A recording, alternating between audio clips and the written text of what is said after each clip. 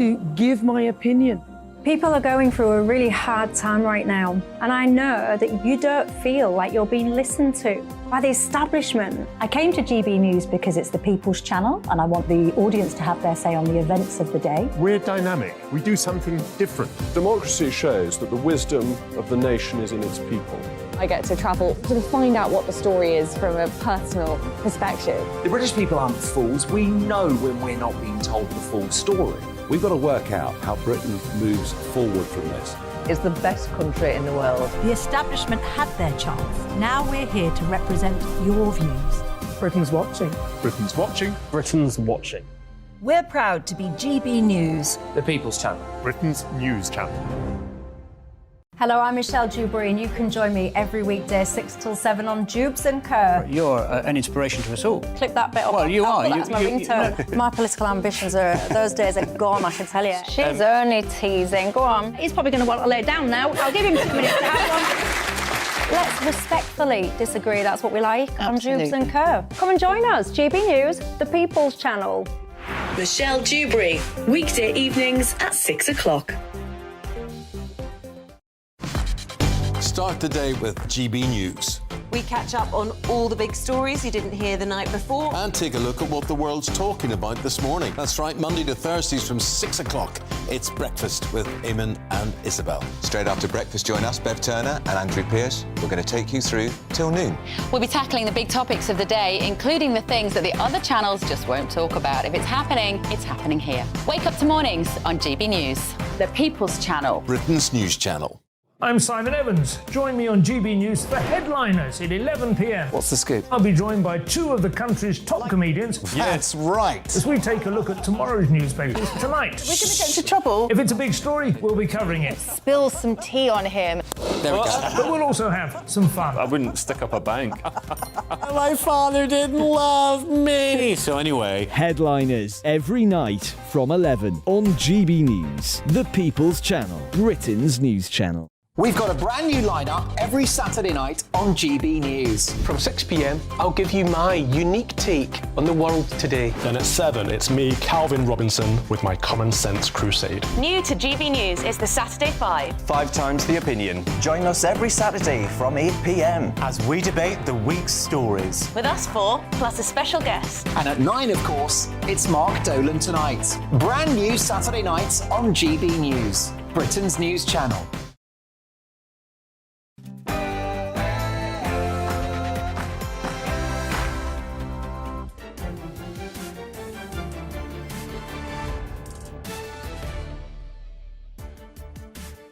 Hello, good evening. It's me, Jacob Rees-Mogg, State of the Nation Tonight. As Policy Exchange releases its damning new report on gender safeguarding in schools, I'll be exclusively revealing my gender identity live on air.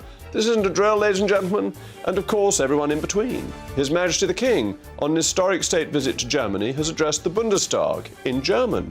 We will be discussing the glory of having a monarch, whilst our francophone cousins are looking at the possibility of a 6th Republic. And the great economist of the Telegraph, Roger Bootle, is here to give the Bank of England the Bootle. Start of the Nation starts now.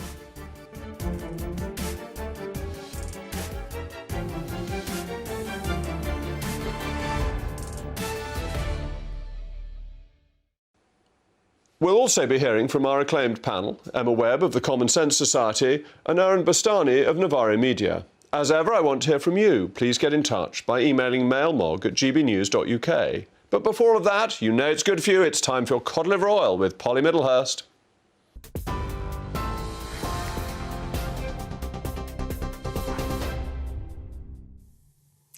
Jacob, thank you, and good evening to you. The top story on GB News tonight. The mother of a 9-year-old girl who was shot in her own home in Liverpool last year says she is ecstatic her daughter's murderer is now behind bars.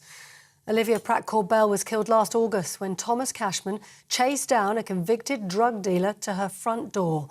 Merseyside Police has released CCTV footage of the chase. Olivia was killed just moments later. The 34-year-old had been found guilty of her murder and of the attempted murder of Joseph Nee. Cheryl Corbell held up her daughter's pink teddy as she left court. Now, the King has made history by becoming the first British monarch to address the German Parliament, giving a speech in both German and English. King Charles made the invasion of Ukraine a focus of his speech, describing the war as unprovoked and telling Ukrainians afterwards he was praying for them. He also condemned what he called the unimaginable suffering caused by President Vladimir Putin.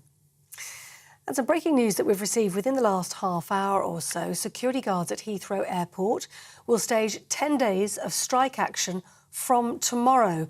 That's after last-ditch talks failed to resolve their dispute over pay. Over 1,400 Unite members are to walk out until Easter Sunday, with flights likely to be disrupted. We'll keep you up to date on that one right here on GB News. Now, the Labour leader Sir Keir Starmer has announced his party would freeze council tax bills this year. He unveiled the pledge at a launch of Labour's local election campaign in Swindon. The move would be funded, he said, by a windfall tax on the profits of oil and gas companies.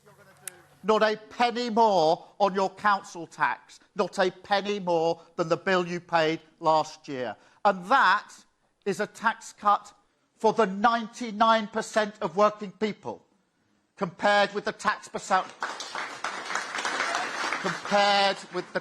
cut for the richest 1% that we get under the Tories.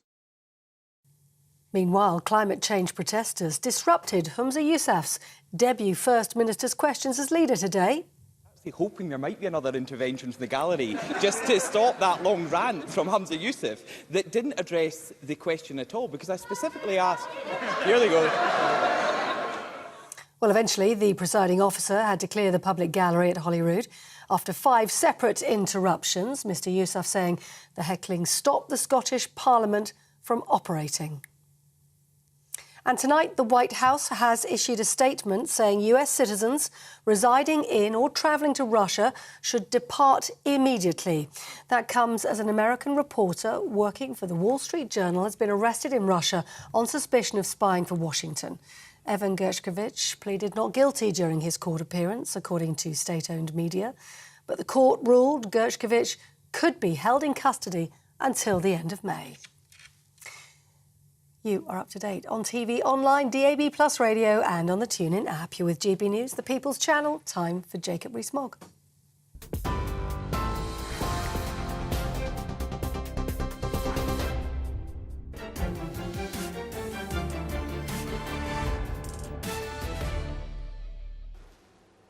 Ladies and gentlemen, I can now exclusively reveal that I, in fact, do not identify with a gender, because I take my line from Genesis 1:27, so God created man in his own image. In the image of God created he him, male and female created he them. And it's not for me to overrule the work of God. But the only reason I say this, and we're discussing this evening, is because of a new policy exchange report that has just revealed that schools across the United Kingdom now relentlessly pursue the policy of gender affirmation. Asleep at the wheel is the title, which seems rather apposite. What's more, they're not telling children's parents, and this seems to me to be the matter of primary concern from this report. Only 28% of secondary schools, which means over 70%, are reliably informing parents as soon as a child discloses feelings of gender distress. 33% of secondary schools did not say they would inform their designated safeguarding leader or a medical practitioner when a child discloses gender distress. And this again is very troubling, because there are processes to protect children, to help children, and to ensure that people within the school who are there to help them and to give them medical attention if they need it should be informed. So keeping them out of the information loop seems to me to be unwise, particularly as 4 in 10 secondary schools operate policies of gender self-identification. So where is the check? Where is the balance? Who is going to be talking the children through these complex issues when they are in a stage of natural transition? And there are other concerning statistics around this, and this is in spite of the fact that the Children's Act 1989 states that parental involvement in the life of the child is paramount. No other body is to assume parental responsibility for a child unless the court intervenes, and this particularly includes medical issues, that the parent is paramount. And this is right, because who has greater concern for a child? It will always be the parents who have the greatest concern, the love that there is of a parent for children, and that's why they have the fundamental responsibility. Scotland, the SNP, had this sinister idea that every child should have a state-appointed guardian, which fortunately never came through, which was a direct attack on the family. And we want the family to be in control and parents to have the responsibility for their children's education. Now, this is important to get this right because nobody wants to be intolerant. Toleration is at the heart of the British state, and discrimination against trans people is wrong. And this means to be underlined several times, like a three-line whip. It has to have 3 lines under it.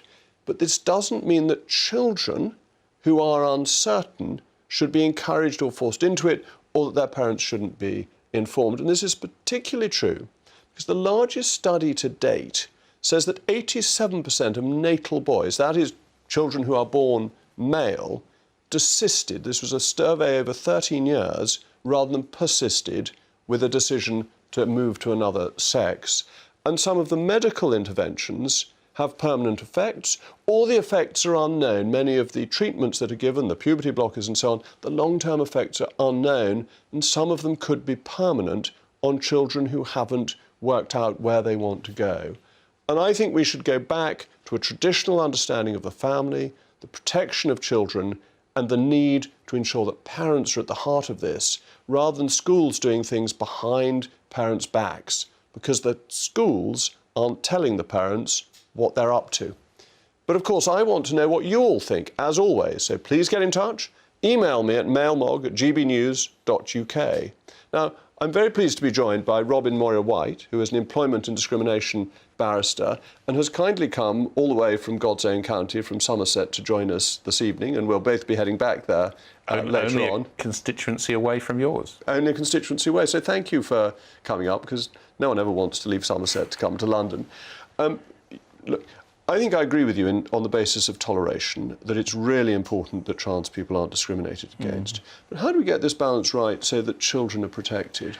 Well, I think, I mean, you offered your listeners, your viewers, a welter of statistics, and I could pick through those.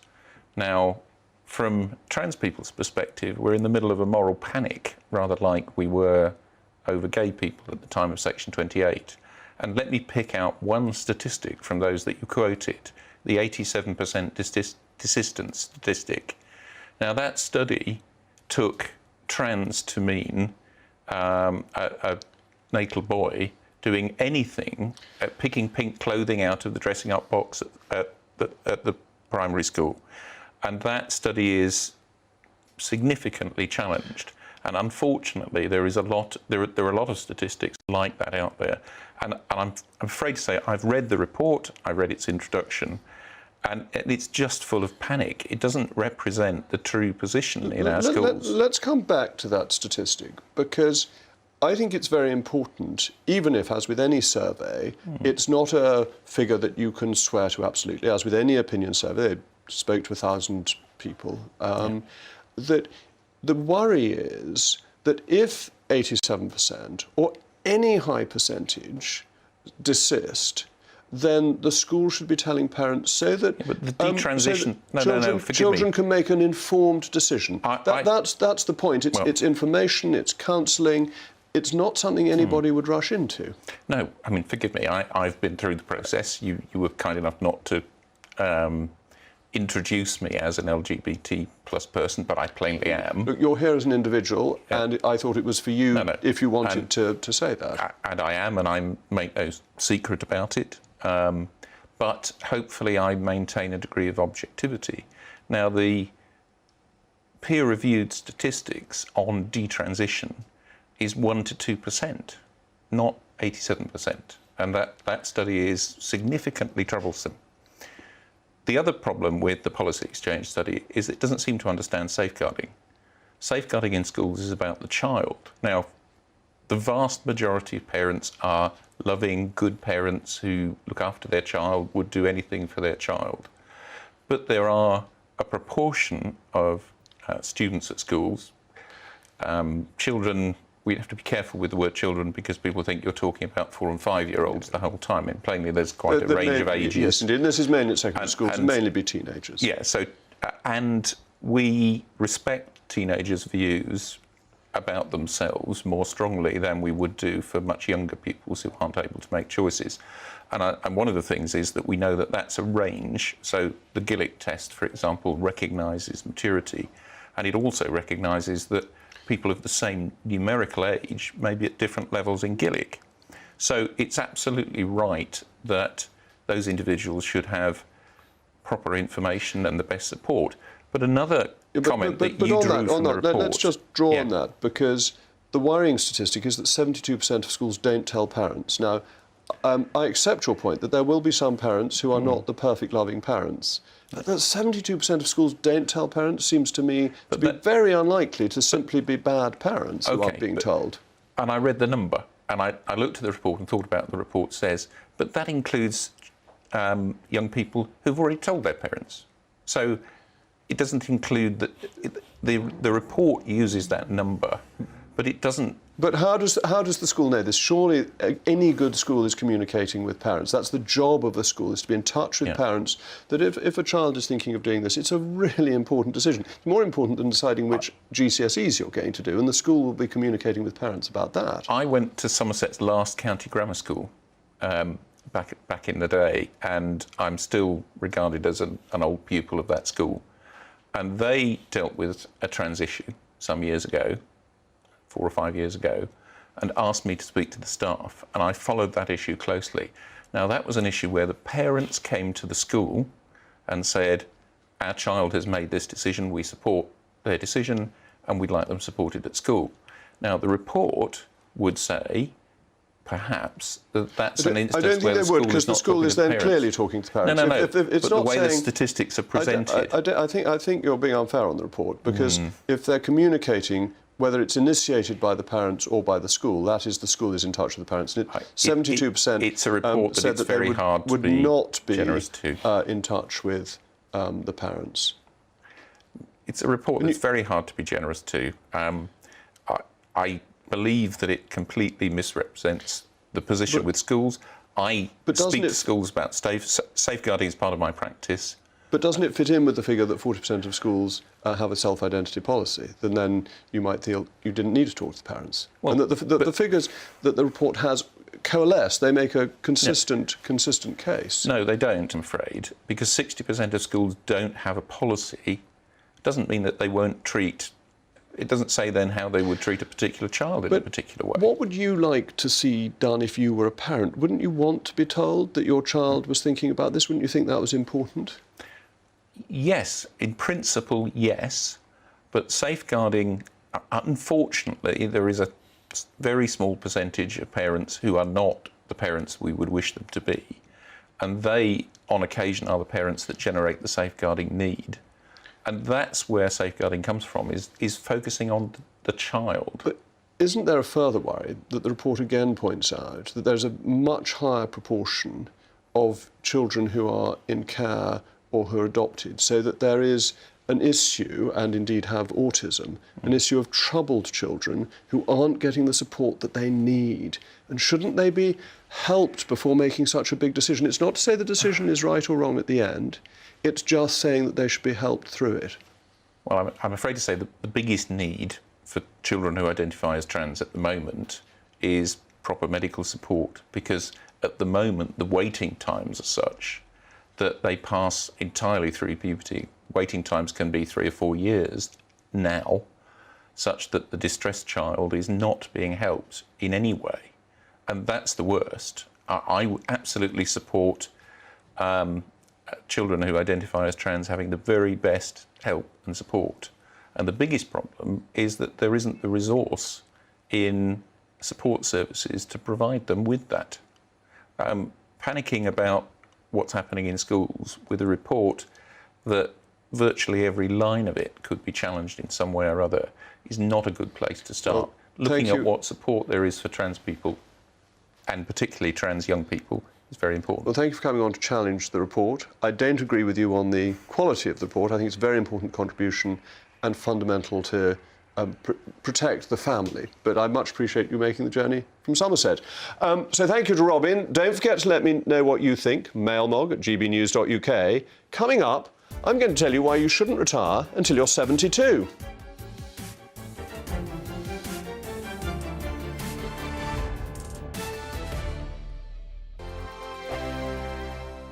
It's all about family, being in people's living rooms, all the interaction and getting to know who our viewers and listeners are. When I was young, my dad used to say, "No, stop arguing." I wanted an outlet that would enable me to give my opinion. People are going through a really hard time right now, and I know that you don't feel like you're being listened to by the establishment. I came to GB News because it's the People's Channel, and I want the audience to have their say on the events of the day. We're dynamic. We do something different. Democracy shows that the wisdom of the nation is in its people. I get to travel to find out what the story is from a personal perspective. The British people aren't fools. We know when we're not being told the full story. We've got to work out how Britain moves forward from this. It's the best country in the world. The establishment had their chance. Now we're here to represent your views. Britain's watching. Britain's watching. Britain's watching. We're proud to be GB News, The People's Channel. Britain's news channel. Hello, I'm Michelle Dewberry, and you can join me every weekday 6 till 7 on Jubes and Kerr. You're an inspiration to us all. Clip that bit up. Well, you are. That's my ringtone. My political ambitions those days are gone, I can tell you. She's only teasing. Go on. He's probably going to want to lay down now. I'll give him 2 minutes to have one. Let's respectfully disagree. That's what we like on Jubes and Kerr. Come and join us. GB News, the People's Channel. Michelle Dewberry, weekday evenings at 6 o'clock. Start the day with GB News. We catch up on all the big stories you didn't hear the night before. And take a look at what the world's talking about this morning. That's right, Monday to Thursdays from 6 o'clock. It's Breakfast with Eamon and Isabel. Straight after breakfast, join us, Bev Turner and Andrew Pearce. We're going to take you through till noon. We'll be tackling the big topics of the day, including the things that the other channels just won't talk about. If it's happening here. Wake up to mornings on GB News, the People's Channel. Britain's news channel. I'm Simon Evans. Join me on GB News for Headliners at 11 p.m. What's the scoop? I'll be joined by 2 of the country's top comedians. That's right. As we take a look at tomorrow's newspapers tonight. We're going to get into trouble. If it's a big story, we'll be covering it. Spill some tea on him. There we go. But we'll also have some fun. I wouldn't stick up a bank. My father didn't love me. So anyway. Headliners every night from 11 on GB News, the People's Channel, Britain's news channel. We've got a brand new lineup every Saturday night on GB News. From 6 p.m, I'll give you my unique take on the world today. Then at 7, it's me, Calvin Robinson, with my common sense crusade. New to GB News is the Saturday 5. 5 times the opinion. Join us every Saturday from 8 p.m. as we debate the week's stories. With us 4, plus a special guest. And at 9, of course, it's Mark Dolan Tonight. Brand new Saturday nights on GB News, Britain's news channel.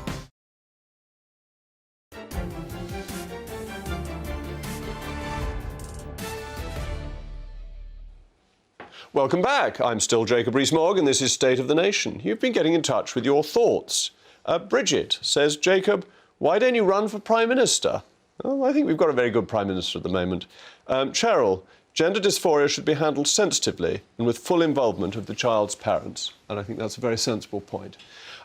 Today, the government made the rather feeble decision to delay the retirement age increase. The great people of the United Kingdom, unlike the French, who strike at the thought of a 6-hour working day, are a hard-working bunch. And with an ageing population, we have no choice but to retire later, along with the fact that new protections of life expectancy have just hit 140. Apparently, if you're born in 1970, some of you are going to live to 140. So do we expect to be idle for over 70 years of our lives, 70 years and 10 of idleness? But there is something you at home can do to help keep the age low, and that's have more children, because then they can look after us in our old age. That's why I've got so many, all 6 of them. I'm hoping they'll look after me in my dotage, and I hope they're listening, so they know what they've got to do. But I'm now joined to discuss this by my eminent panel, Emma Webb of the Common Sense Society and Aaron Bastani of Navarro Media. Aaron, the Labour Party is very keen on not raising the pension age. Do you think this is right? Do you think we can afford it? There's a lot of questions rolled up in there. I think, firstly, the broader context here is that life expectancy in this country, for most people, has really been stagnating since around 2011. So the average woman today isn't going to live any longer than a woman in 2011. The retirement age woman, however, is 5 years higher. So I think the presumption, well, life expectancy will increase, therefore so should the pension age, seems quite a rational argument intuitively. But for now, for the last 10 years, it doesn't tally with reality. I mean, we would all like to live, I think, to 140. But just to go back to what that initially said, that hasn't been the experience of the UK since 2011. Life expectancy is stagnating. OK, but the point I actually raised in the House of Commons was that when the pension age was set at 65 for men, life expectancy from retirement was 11 years. It's now 18 years. So we were behind on raising the pension age in the first place. We've got to catch up. Yeah, I think that if you base the argument on the data, and as you were saying about that stagnation, I think that I think it would be possibly a more honest and effective argument to present to the public if it were presented simply in terms of it saving the taxpayer a few bob and using taxpayers' money more effectively. So I think if you base it on the data, it's at the mercy of the data. Whereas I think really a lot of people who are making this argument really are trying to smuggle in this argument for saving taxpayers' money and using it more effectively. So I think that making that argument straightforwardly to the British public and explaining why, because I think a lot of people feel, going back to Aaron's argument, that there's an injustice in this. They see that they are and their family are paying money into the system for many, many years, and then the retirement age is being moved back. Yes, because people aren't having enough children. I think that's a very good argument. But I think that they see so much taxpayer money going on new migrants, people who are coming to this country, and they feel a sense of injustice. So I think if it were possible to present the argument in terms of financial benefit, then maybe that would make the argument stronger because it wouldn't be at the mercy of potentially stagnating data. But haven't lifestyles changed so much so that when you were looking at the retirement age coming in, and it started in 1908 at 70 after all, people had lives labouring, and therefore by the time they got to 70 they were too old to carry on doing that, indeed probably at a younger age, hence it was reduced to 65. But now with the majority of people in service industries, people are not only living longer, but they're healthier longer. So there's a few points. Firstly, I think most people watching this would understand the argument, or would even agree with the argument, that if life expectancy is increasing, let's raise the pension age. My point is, that isn't happening. I've said that already, so I'll park that. I just want to make this really important point. But it depends on your starting point, and that is to say, we didn't catch up till 2011. No, I appreciate that entirely, but I think a lot of people would buy the argument and say, look, if life expectancy is going to be 90, then clearly the retirement age has to go up. However, that's not where we are right now. Then secondly, to respond directly to what you just said, there's some truth to that, of course, and personally speaking, I would love to work after 65, 66, 67, because I love my job and it's not particularly physically onerous. However, you represent many people who have very physically demanding jobs. They may be labourers, people, fire personnel, ambulance staff, NHS nurses and so on. Hugely demanding work, often, short sleeping hours, physically demanding. Do we want, for instance, somebody driving a lorry age 80, 85? There was some chap in the papers recently driving a lorry at 90 who passed his test. But if he passes his test and he's safe, yes. But if that... I don't think everybody can do that, because I don't think they'll be well enough, but I was rather impressed by this man. Well, I'm certainly impressed by it, but I think as a broad social rule of thumb, I think things that require really cognitively demanding, physically demanding, which is not all jobs, I think you do not want a retirement age, say, at 75, 80, because many people simply won't be able to work. But isn't this where we're going to get to a portfolio career, that the idea that you go into a job when you leave school and you stay in it until you retire is something that simply isn't happening anymore, and society doesn't really even expect that anymore? Yeah, I absolutely. And I do think, though, that you have to recognise that, and actually, in a way, I sort of agree with you, Aaron, that the health outcomes across the country do actually vary quite a bit, and it does depend on the sort of job that you have. And if you do have a portfolio career, another thing to recognise is the instability of that. It's not a case of just going into a job when you're a teenager and staying in that job until you reach your retirement age. And so there'll be people who get to, say, the age of 50, and then it will be very difficult for them to get another job. Sure. And the demographics are very important too, that I was joking about having lots of children, but that the number of working people to the number retired has been declining steadily. And to your point, we need to be honest and admit we cannot afford the level of pensions that we currently have because we haven't got enough working people to pay for them. I think that's the crux of the argument, and I think if politicians were being really honest with the public, they would be clear that that is really what this argument is about. It's not really about life expectancy. This is a demographic problem. And what you have argued, and I agree with you completely, about having larger families absolutely flies in the face of what the environmentalists are lobbying for and what seems to be a prevailing view amongst young people. I think we should be encouraging and incentivising British people to have larger families so that we can stabilise our population without having to constantly import more people in order to pay for those who are ageing. And the growth in the population in the UK has been from immigration as birth rates have declined, and that has put a strain on other public services. Well, it's not just the UK. I mean, this is something your audience may find shocking, which is around 50% of the countries in the world have a birth replacement rate below 2.1, which is the birth rate you want to sort of stand still, so to speak. This is something where I think the left and the right probably find a lot of common ground because it's inarguable. You know, you can't argue with sort of the empirical data on it. And you're right to say that actually the bigger problem here is the demographic ratio between elderly dependents and the working age population, which is troubling, even if life expectancy is stagnating.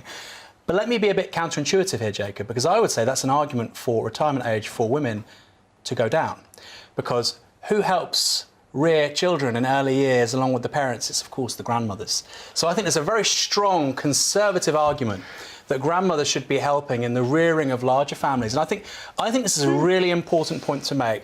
You know, I moved with my wife back from London. We moved to Portsmouth because we want to start a family. Why? It wasn't because the childcare is cheap, because it's not. It's extraordinarily expensive everywhere. It's because her mother was local and my dad is up the road as well. So I think if we're talking about retirement and pushing that further back, don't look at that as different or distinct from people not having enough children, because if we want to encourage bigger families, and I certainly do, I think grandparents are a part of it. Well, we've come up with a policy there. Maybe we should incentivise larger families by allowing them to retire earlier.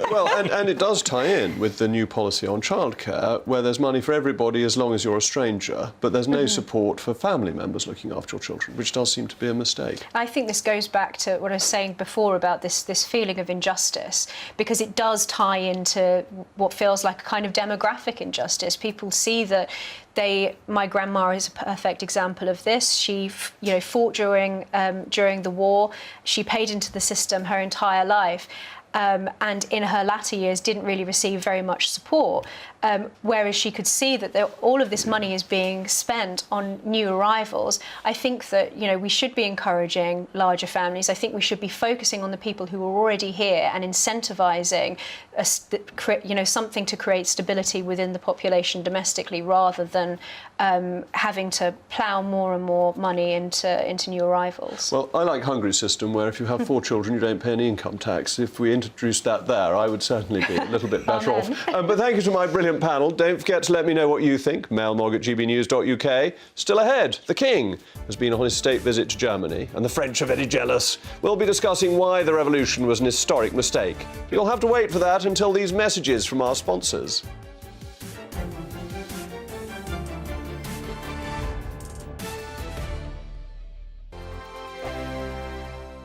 I joined GB News because I was sick and tired of not hearing my views being represented, not just mine, but so many people that I knew and spoke to. I just couldn't get my voice out there. I couldn't say anything. I couldn't do anything. Whatever the narrative was, I kind of had to follow it. GB News is there to provide a voice for those who have been ignored by the establishment media. We think different things, we've got a different style. GB News is here to be optimistic and positive about the future. It's real kind of dynamic and flowing, with the audience very much at the heart of it, like a big family. Here at GB News, we talk about the things that matter to you. Hearing the voices from right across our towns and cities, especially our towns. All sides of the argument represented with a heavy dose of opinion. We're on a mission here to make a difference. And the GB News family really is here for you, and whatever time of day you can watch or listen. Britain's watching. Britain's watching. We're proud to be GB News, The People's Channel. Britain's news channel. Westminster is going around in ever-decreasing circles, followed by the media. Britain is broken. How on earth did we get into this mess? But more importantly, how do we get out of it? Join me at 7 p.m, Mondays to Thursdays on Farage, here on GB News. We will have open, rational debate. We've got to work out how Britain moves forward from this. Join us here on GB News, the People's Channel. Britain is watching. You've probably seen politicians interviewed 1,000 times, but we do it differently. We find out who they really are, we don't shout, we chat, and hopefully we bring a bit of light, not just heat. Did you know Kate Moss? Apparently. Do you have a pair of jeans or a pair of jeans? No, of course I don't. What would I do with them? My friends are like, oh my God, what's she doing now? Join me every Sunday at 6 for Gloria Meets, only on GB News, the People's Channel, Britain's news channel. I'm Jacob Rees-Mogg, the Member of Parliament for North East Somerset and a former government minister. For years, I have walked the corridors of power in both Westminster and the City of London. I campaigned in the largest democratic vote in our island story. I know this country has so much to be proud of. We need to have the arguments, the discussions on how we make it better. The wisdom of the nation is in its people. Vox Populi, Vox Dei. That's why I'm joining the People's Channel. Join me Monday to Thursday at 8 p.m. on GB News, Britain's news channel. I'm Mark White. As GB News Home and Security Editor, I cover those key issues that are so important to you. Our authorities, our communities doing all they can to combat violent crime. With the public services under unbearable strain, why are we still failing to control our borders? Defence, the first priority of any government, has been continually hollowed out. Can we trust our politicians to protect the armed forces? Join me, Mark White, on GB News.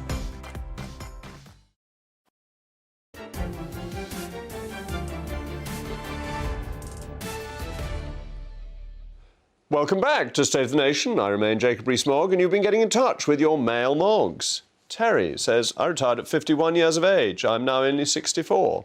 I've spent my retirement taking my grandchildren to and from school, and growing old with them is fantastic. The only people who want to work until they drop are MPs and members of the House of Lords, because they're paid by the taxpayer. Well, I don't know, my father was a writing journalist until a fortnight before he died, and he was definitely determined to go on. Steve has got in touch, 34 years with one company, does still happen. And Bridget, thank you for getting back in touch with us. I can't believe you read out my email, and she'll definitely vote for me to be PM. So, well, thank you for Bridget. Keep on writing in, and you never know, next week you may win our email of the week prize. This week it was a cream egg. Who knows what'll be next week? Anyway, on to our sovereign lord the king. In His Majesty's first visit abroad since becoming king, he became the first monarch to have not only addressed MPs in the German Bundestag, but to do so entirely in German. Unlike JFK, who said, "Ich bin ein Berliner," which supposedly means I'm a jam donut, His Majesty actually spoke German that made sense. Meanwhile, our neighbours in France are currently doing their very best to remind us why constitutional monarchy is vastly superior to secular republicanism. What a joy it is to have the king. And surely my panellist, Mr. Aaron Bastani, you'll agree with me. I'm going to have very dull views on this, Jacob, which is I'm a Republican. This is not the top of my political agenda. And if we could slim down the royal family, put a little bit less money towards the hangers-on, that would do for me in the short term, I think. We would keep the guillotines in the garages. We don't need to get them out just yet. But you are a Republican. You would like to have Monsieur Macron equivalent. I think that, look, and I think it's, again, I keep on saying this, I think it's important for your audience to sort of recognise this. It's a hugely complex argument. You know, Montesquieu in the, 16th century? He noted how actually it was republics who were leading the sort of reinvigoration of slavery, the slave trade. The Dutch Republic, obviously the United States. And he noticed how in sort of continental monarchies it wasn't the case. So I don't think it's simply republics good, monarchies bad. However, I think if you were building a society from scratch, which we're not doing, I would prefer a republic to a monarchy, certainly. Emma? Well, I think that's the point, isn't it? That if you're going from a blank slate, then the only thing that really you could build is a republic. Really? Building from scratch because it works. In the sense of the kind of revolutionary utopian spirit, you don't really have, you don't have revolutionary No, but movements. revolutionaries are wrong and kill people and are absolutely dreadful, whereas monarchs provide us, as Charles I said at the scaffold, he was the true defender of liberty. Yeah, I've completely derailed the conversation. I agree with you, and I think that the form of government that we have here in the United Kingdom, parliamentary democracy, constitutional monarchy, is the best system of government that has ever arisen in history. I think that it is the best safeguard against authoritarianism, utopianism, revolution. It's shown its resilience over time. And I think that, as you said, this is a good example of why constitutional monarchy is a superior system of government. And I want to bring you back because everyone always assumes that the from-scratch constitution would be a republic. But that's because the conversation on government has changed from what produces the best government, which Emma was saying we've got, to what is the most democratic government. And actually, having checks and balances, as the US put in by having the Senate being less democratic than the House of Representatives, and what we have with a constitutional monarch, gets to a balanced government that is better for everybody. Well, firstly, I'd ask, do you think that the United Kingdom of Great Britain and Northern Ireland in 2023 has the best government on earth? I think we have the best system of government. Yes, I think. But is it expediting the most effective? I think parliamentary sovereignty in with an independent judiciary and a free press is the best way of having government. You've bolted on some nice things like a free, but that's got nothing to do with the constitution. They've all emerged from the constitution that we've got. I don't see. Free press is a separate issue. You said judiciary. I can understand that part of it. But the judiciary takes an oath to the king, not to the democracy. I think it's a very interesting debate. What I would say, for instance, about the United States, for instance, is the most powerful institution in that country is a judiciary. Nobody votes for it. And yet we see it as this bastion of sort of democratic rights. And I think that's the greatest weakness, why I think the US Constitution is not as good as our Constitution. I think that's a very legitimate because criticism. They've got a deeply politicised judiciary. I think it's a very legitimate criticism. But I don't think that means that we can't improve our own system. And that's probably where you and I would disagree. You would say that actually what we have with the Lords, what we have with the monarch, what we have with the Commons, etc., it is broadly what you'd like to see. I would disagree. I quite like the fact we have an independent Supreme Court. I wouldn't like something like the United States, for instance. And what I would say is, and you're going to not like this, the finest moment in this nation's history for me was when Cornet Joyce arrested Charles I. This was a humble officer in the New Model Army, and he had the power to say, "I am arresting you, the King." And I think that was the most profoundly democratic moment in this nation's history. I think we should be proud of it. Actually, I'd go back further. I'd go back to John Fortescue saying that the King of England is under the law, whereas the King of France is the law. And what I think is so interesting is that here we are, when was he writing? Around 1485. So here we are now, and actually this is still true, that our constitution works because the government is under the law. Is Prince Andrew under the law? Of course he is. Whereas the French, it's still the case that the state is more powerful than the law. And I think Fortescue, John Selden, many of the writers in the conservative tradition understood that rationalism, and that is the case in revolutionary states like France, rationalism isn't the best source as the basis of government. And as you say, Fortescue did have this idea of the king being subject also to the law in comparison with the absolutism in France. And I think that what we have here in the United Kingdom is something that has gradually and organically evolved into, I would say, ideally, a perfectly balanced ecosystem that functions in order to protect the maximum liberty of the subjects of the crown.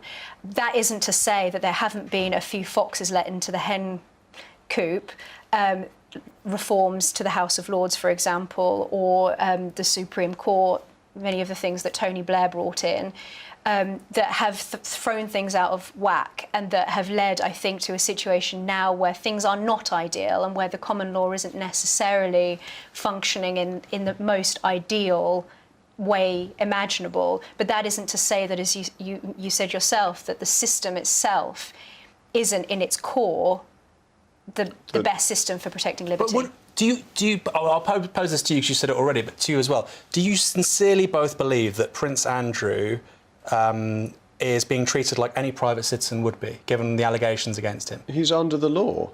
But I think if any private individual was subject to the kinds of allegations he has been, they would be treated profoundly differently. Nobody has sought to charge him with any offence. I think he has been harder treated than a private citizen who wouldn't have got all the publicity about it, when he hasn't been accused of any crime. There are lots of muds being thrown at him, but he hasn't been accused of any crime. Well, no, he has been accused. There have been concrete allegations. There have been allegations not by a court. He's not been found guilty. No, I'm saying that very clearly. Or even proposed to be charged. So now I think he's Why is he not willing to go to the United States then to sort of at least answer certain questions, which is something he's refused to do? Well, I think a private citizen probably couldn't do that. I don't think that's right. Why on earth would a private citizen suddenly waltz off to the United States? Well, we've got an extradition treaty with them for one. I don't know. But nobody's asked to use that. So no, I think he's been treated to a higher standard. And I don't think that's unfair. I think royalty ought to be called to a higher standard. I agree. Excellent, because we've got to stop on that notice. It's nice to finish on somebody agreeing with me for once. Coming up next, we're going to give the Bank of England and its comical governor the Roger Bootle treatment.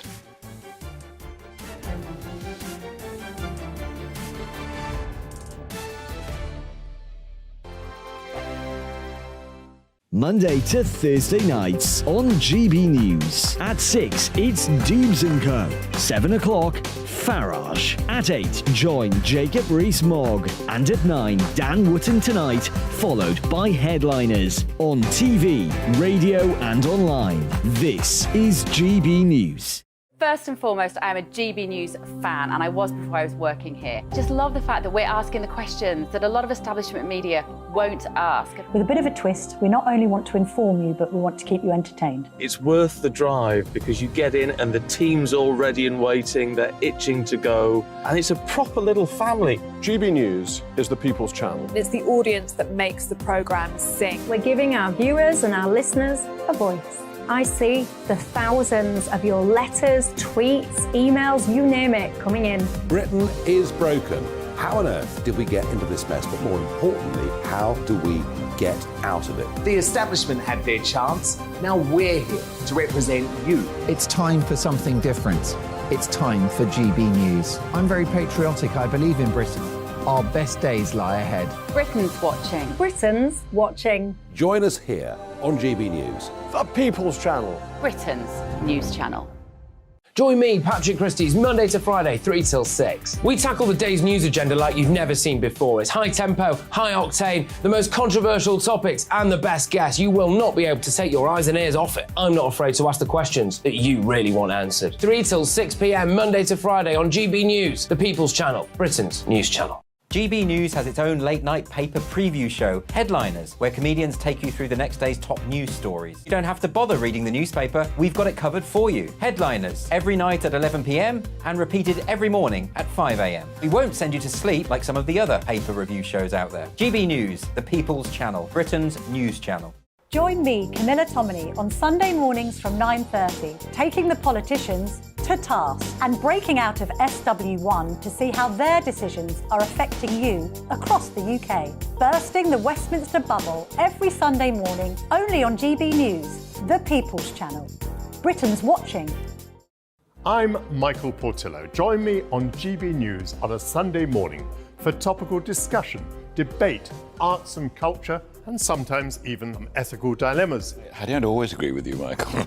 Michael Portillo, Sundays on GB News, the People's Channel, Britain's news channel.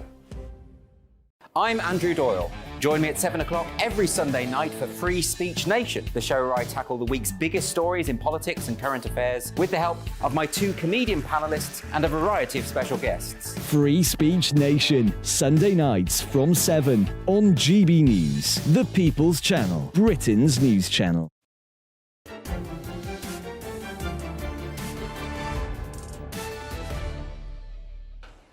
Welcome back to State of the Nation with me, Jacob Rees-Mogg. You've been getting in touch with your mail mogs.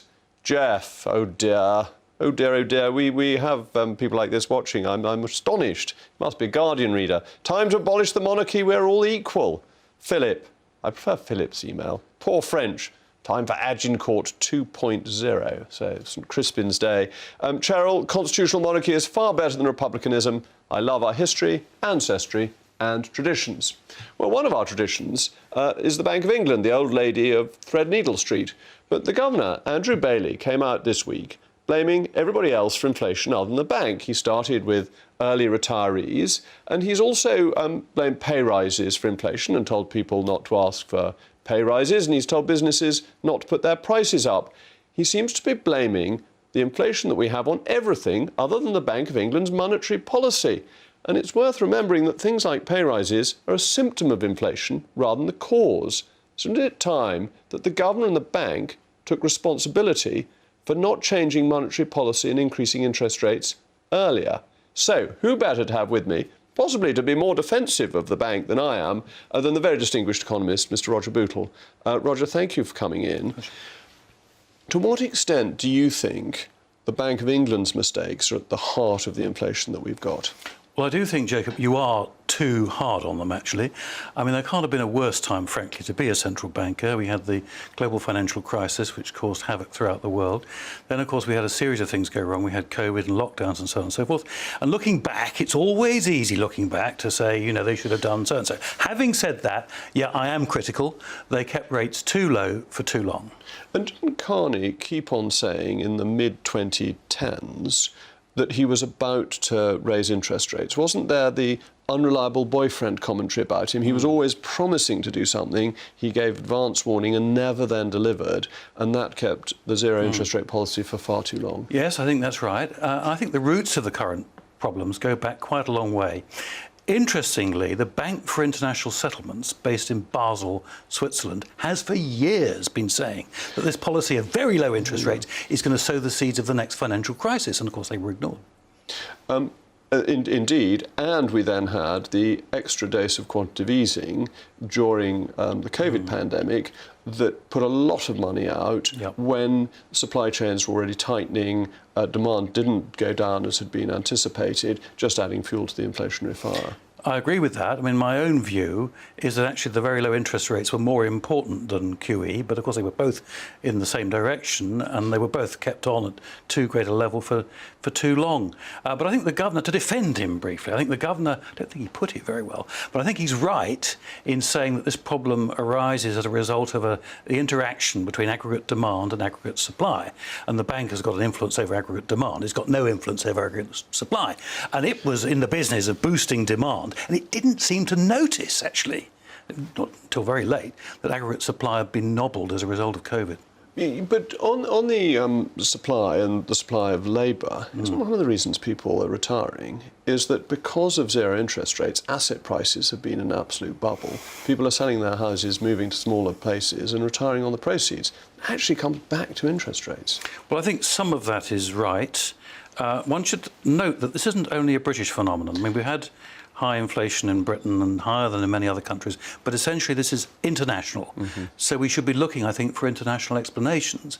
And the explanation that appeals most to me is COVID and its consequences, one of which you're referring to. And isn't it also, in terms of the international consequence, that actually the Bank of England, though very important, can't fundamentally have a different policy from the Fed, because the power of the Federal Reserve is so great that a central bank that had had much higher interest rates in the 20-teens would have found that their currency would have become enormously expensive and it would simply have had to have given in. And that's the best defence of the Bank of England. Yeah, it's one defence. I'm not sure I go all the way with it. It would have been possible to have run a different policy from the Fed, and there are times in history when the bank does diverge by quite a lot. You're right about the exchange rate, but there's something more fundamental, I think, again, to give the bank the benefit of the doubt, or at least some of it. It's not easy, and what annoys me about the monetarists, and I'm not a monetarist, is that they push this idea that there's some painless way of controlling inflation. You just control money supply and inflation subsides gently. I'm afraid it doesn't work that way. Insofar as monetary policy does control inflation, it works through inflicting pain. And obviously the Bank of England didn't want to do that. It didn't want to send the economy into recession. It still doesn't. And it's a very, very difficult judgment to make. I absolutely accept that. And you get into the issue of the zombie companies, and it is politically helpful to keep zombie companies going because they provide employment and avoid people having potentially homes repossessed if they've guaranteed loans. Nonetheless, zombie companies misallocate capital. I think that's right, and that's a particular aspect of something that central banks in general, including ours, have, I think, downplayed. In economics, there's a thing called the Austrian tradition. And the Austrians, some of whom were Austrian, they weren't all Austrian, look at that label, always talked about this, that the long-term consequences of the misallocation of resources as a result of government intervention going too far. And it didn't receive enough attention, I think, particularly in the years after the global financial crisis. You can do things, I think, to boost demand, which sound quite good in the short term, but cause all sorts of long-term problems, and that's what I think's happened. And in terms of the moves in interest rates we've had so far, one thing that I'm really interested in, I don't know the answer to, historically, to crush inflation, you've needed to have positive real interest rates. But this time, you've seen the interest rate go up from 0.25% to 4.25%. This is a massive percentage move. Is that enough to reduce demand? Because real interest rates would massacre the economy, wouldn't it? Well, Jacob, you're asking all the right questions. I'm worried about this. The size of the increased interest rates is absolutely massive, but you're right, we haven't got positive real rates, and in the past we had to have positive real rates. I think positive real rates in current circumstances would be devastating. That would be Armageddon. We can't go that far, but I'm worried that most people, including the people on the Monetary Policy Committee, many commentators, many people in the city, have, I think, fallen for the idea that we can actually reduce inflation fairly costlessly, comfortably. They've fallen for a comfortable illusion. So my suspicion is that rates are going up rather more than most people assume. And that will be during the course of this year? Absolutely.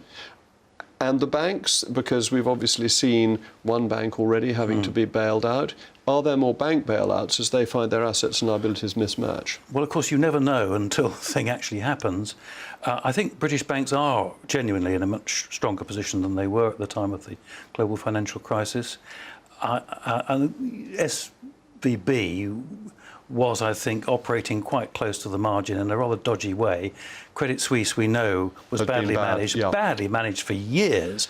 I hope this is not just a hope. We're going to have to come back to this because I've got to pass on. But thank you, Roger. Really informative. So glad you came in. That's all from us. Up next is Dan Wootton. Mr. Wootton, what's in store tonight?